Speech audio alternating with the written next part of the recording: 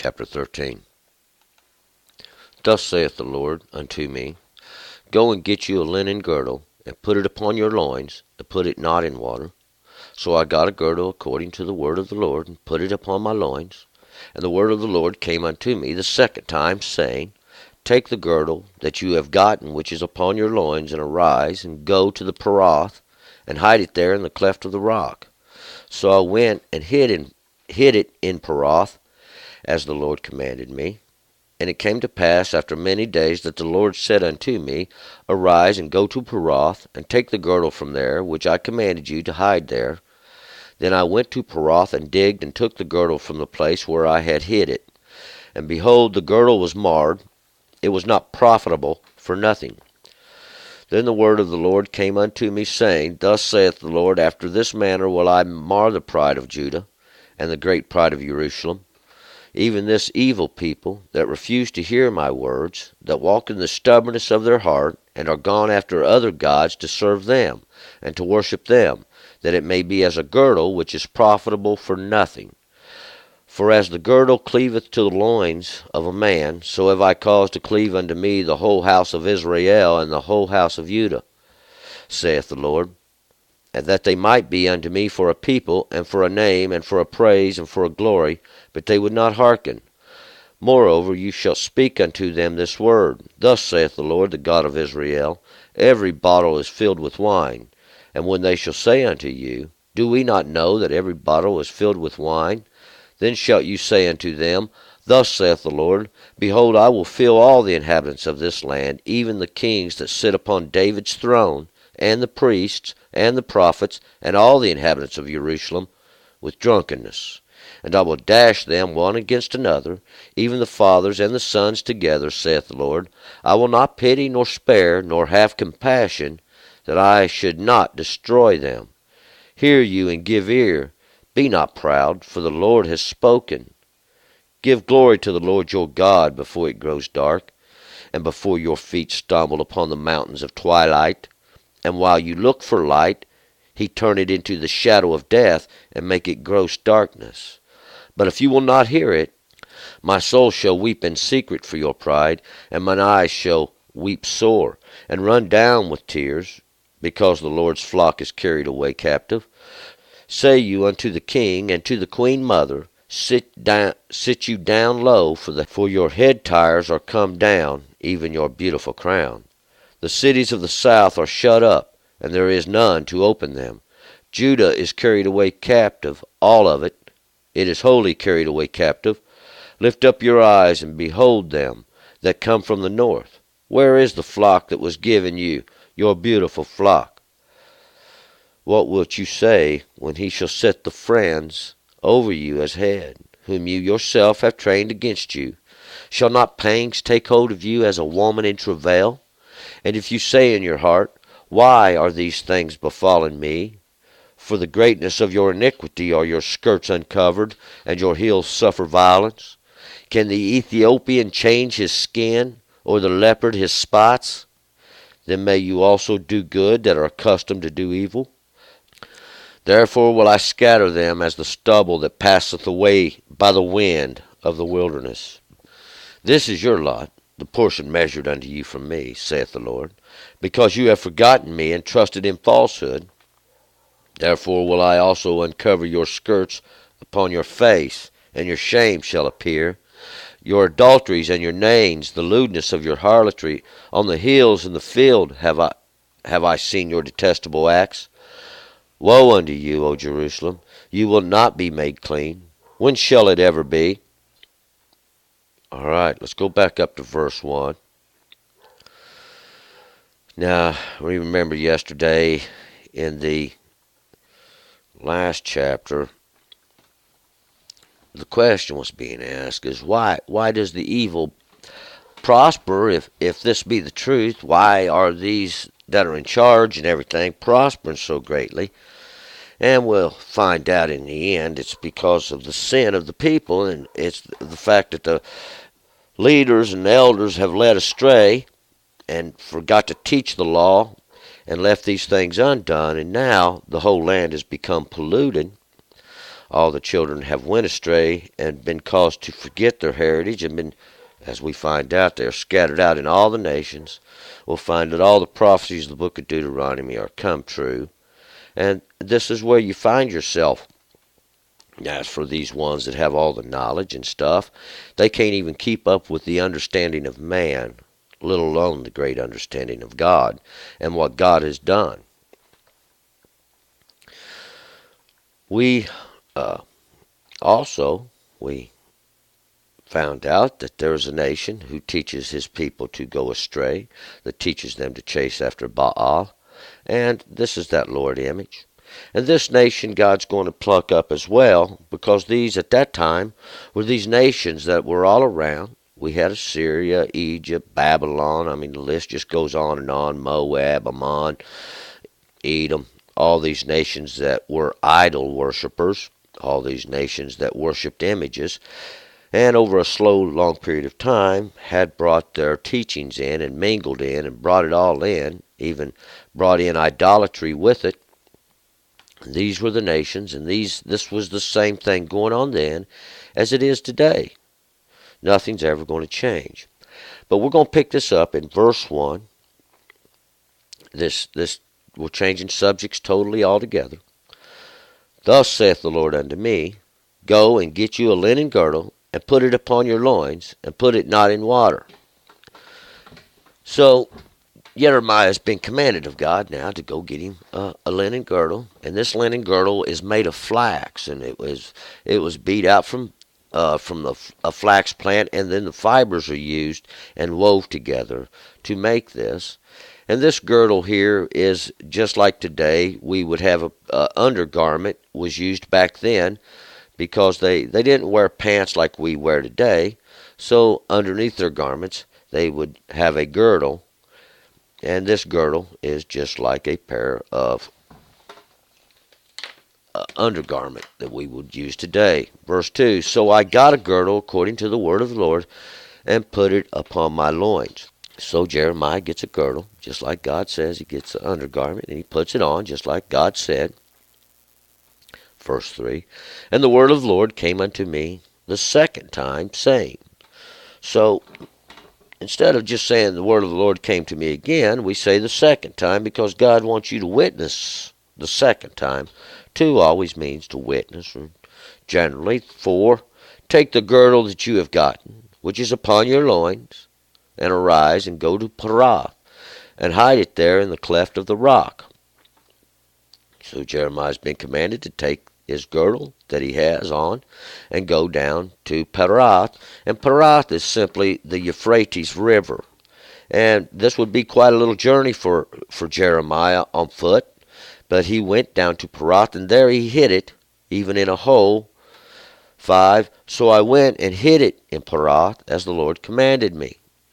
6, And it came to pass after many days that the Lord said unto me, Arise and go to Parath, and take the girdle from there, which I commanded you to hide there. So, after many days, Jeremiah returns unto the Euphrates to get the girdle which he had put there. 7, Then I went to Parath, and digged, and took the girdle from the place where I had hid it. And behold, the girdle was marred, and was profitable for nothing. So when Jeremiah got to the Euphrates, and he dug the girdle back up, it was useless. It was all eat up, because it was flax. It's a natural substance, see, and it will deteriorate over a period of time. It had done just that.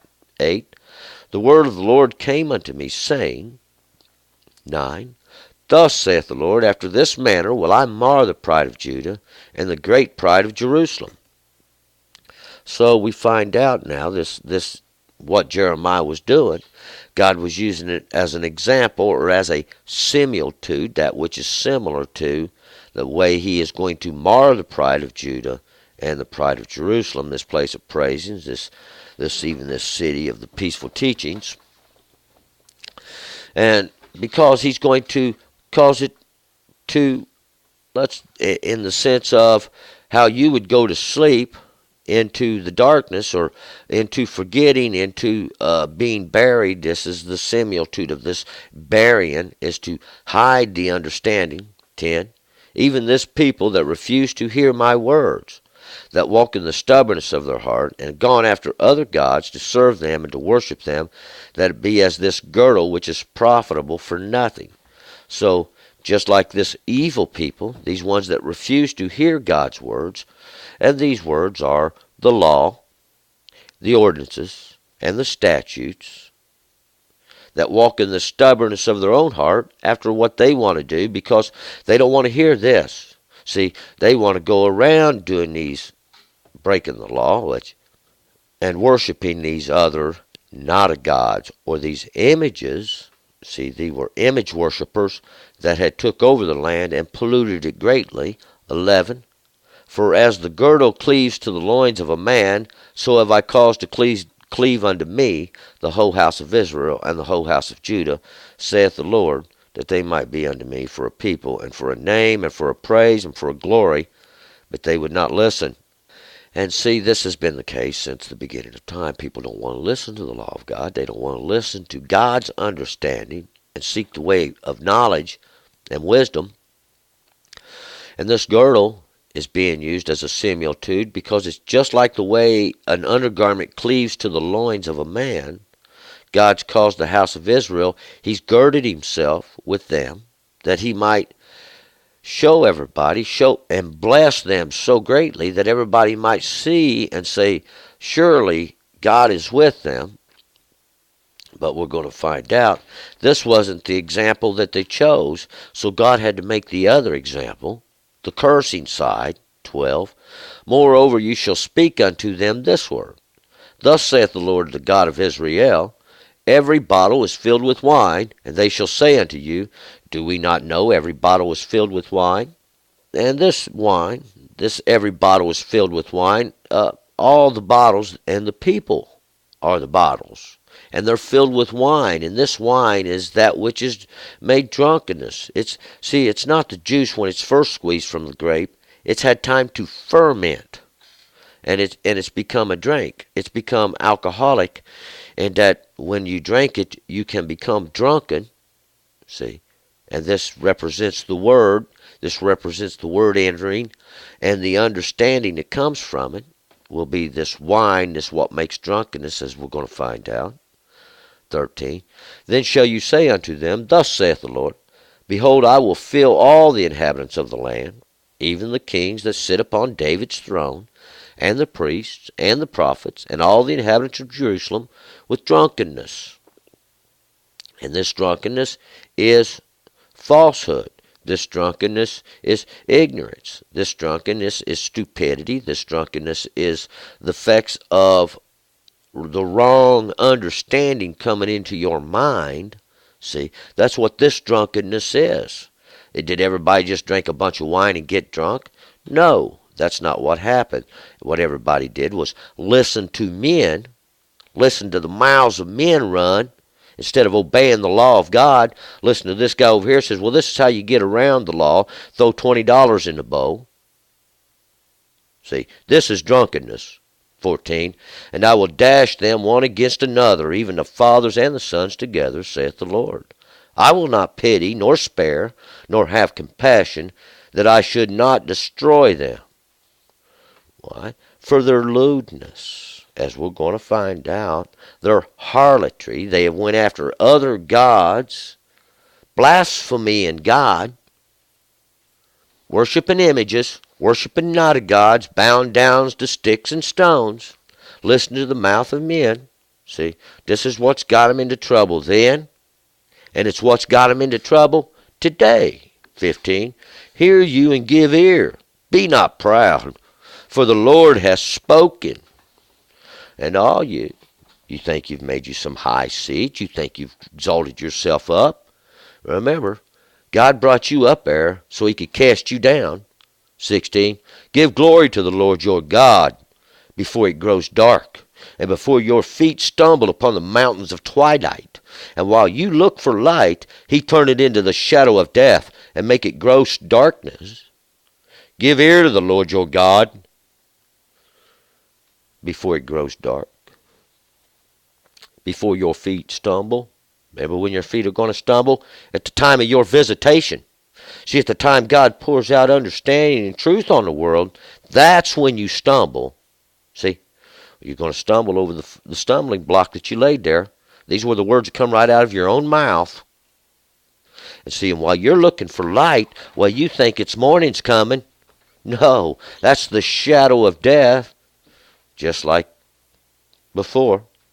Gross darkness, gross ignorance. See, gross ignorance, that's what this darkness is. This darkness is an understanding. There's no light in your understanding. It does not save. Society has judged. We're going to find out, see. Your skirt has been uncovered. 17. But if you will not hear it, my soul shall weep in secret for your pride, and mine eyes shall weep sore, run down with tears, because the Lord's flock is carried away captive, and they are. We'll find out. See, God's flock has been carried away captive. These are the prophecies that come true. It's what went on then. It's what's going on today. Nothing's ever going to change, see, till you put the devoted thing away and stop listening to these men run their mouths for money. You start obeying the law of God, and you don't even need them no more. 18. Say you unto the king and to the queen mother, sit you down low, for your head tires are come down, even your beautiful crown. To the king and to the queen mother. God's law didn't make room for a queen. That's just the king's wife. The king was supposed to rule. This was set in the world as judgment in the first place. Why? Because they didn't want God being king. They didn't want to listen to the law of God, so they made them a king. See, judgment. It was a judgment in the beginning. Go to Deuteronomy and read it for yourself. 19. The cities of the south are shut up, and there is none to open them. Judah is carried away captive, all of it. It is wholly carried away captive. And these cities of the south, when we look to the south, the work's on the right hand. See, because that's what the south means. The south is a dry, arid place, parched, no water. And Judah, this place of praisings, that's where it's at. It's in the south. It is the land of the south. They've all been carried away captives. See, all of them. Wholly carried away captive. And that means in mind and body, understanding, spirit. 20. Lift up your eyes and behold them that come from the north. Where is the flock that was given you? Your beautiful flock. Lift up, look now. These that come in from the north, these that are coming in from judgment of God, for your iniquities, for your transgressions against the law. Where is the flock that was given you? Your beautiful flock. They've been cut off, see. The sheep will be scattered. 21. What wilt you say when he shall set the friends over you as head, whom you yourself have trained against you? Shall not pangs take hold of you as of a woman in travail? And this is what happened. These pangs taken hold as a woman in travail. We don't have a woman travailing. This is a similitude. Once again, the prophets use these similitudes. It's like the pangs. It's related to the same pains as a woman giving birth, crying in misery, thinking you're going to die to the moment you bring forth. He set your friends over you as head. And this is what happened then. These friends, who were they? These were these nations all around that was teaching them to go after Baal, whom you yourself have trained. And they got their understanding from, see. They went into Israel, seen their understanding, started putting it into their images, and slowly, over a period of time, generation after generation, see, causing to forget, working this, we arrive at today. 22. And if you say in your heart, why are all these things befallen me? For the greatness of your iniquity are your skirts uncovered, and your heels suffer violence. These heels, this is what you put down in your path. This is what you've done. The effects of your goings. See, why are these things befallen you? For your great sin, for your great transgression, for your great trespasses against God. You can't just go around sinning and think all the earth's going to be okay. You can't break the law. You can't break the ordinances. You can't break the statutes of God, or we have a society like we have today. And by this, your skirts have been uncovered. We see your harlotries. 23. Can the Ethiopian change his skin, or the leopard his spots? Then may you also do good that are accustomed to doing evil. The Ethiopian can't change his skin. This Ethiopian are the sons of Cush. They were dark-skinned people. There's nothing wrong with being dark-skinned. We all have to have some color or another, just like the animals. The leopard his spots, the tiger his stripes, the lion his mane. We have to have something to distinguish us. We can't do nothing about these things. We live with what we've got. See, but those that do evil, those that teach all this for gain now, they can make a choice. They did make a choice. And these that do this are very unlikely to ever do any good, about as likely as me changing the color of my skin. 24. Therefore will I scatter them as the stubble that passeth away by the wind of the wilderness. This wind of the wilderness, this wind that drives away the words. He's going to scatter as the stubble. As the stubble is that, if we was sifting out the wheat, this stubble's what's left of the weeds, and that as the winter time brings on and clips it off, they fall down and they're gone away. 25. This is your lot, the portion measured unto you from me, saith the Lord, because you have forgotten me and trusted in falsehood. This is your portion. See, you're going to suffer greatly. There's only suffering. There's only suffering coming here. Judgment from God. Why? For your transgression. You cannot transgress and be blessed. And at no time have they turned from their transgressions. They've never turned from their transgressions. It continues and it stays in the earth. 26. Therefore will I also uncover your skirts upon your face, and your shame shall appear. God's going to jerk your skirt. As we find out, these skirts is that which you hideth yourself with. These are supposed to be all these truths you have that you can cover your nakedness with. See, but we'll find there's only one thing that'll cover your nakedness, and that's to be observant to the law of God. See, but you've not done this. Therefore, your skirts have been uncovered over your face. You've been found there, just like with your skirt pulled up over your face, and your shame's been uncovered. This is what happens. 27. Your adulteries and your neighings, the lewdness of your harlotry, on the hills and on the field, have I seen your detestable acts. Woe unto you, O Jerusalem! You will not be made clean. When shall it ever be? When would you ever listen? You ain't hearkened in thousands of years.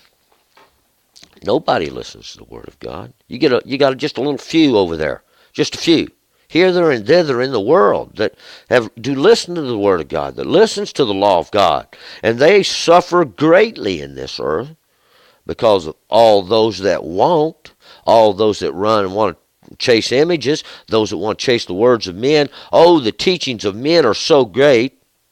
What's wrong with the law of God? What's wrong with God's understanding? Self-explanatory.